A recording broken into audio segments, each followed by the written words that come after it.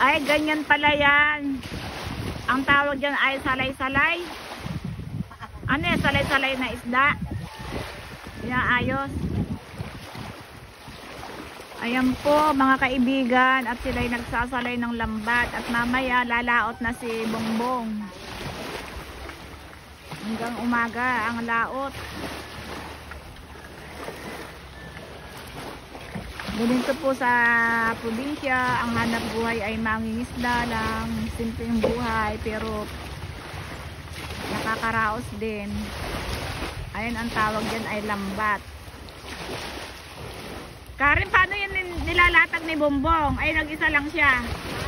Paano yung kinakalat sa dagat, mag-isa lang siya?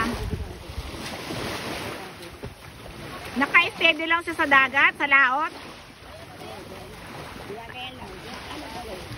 Ikakalat sa dagat.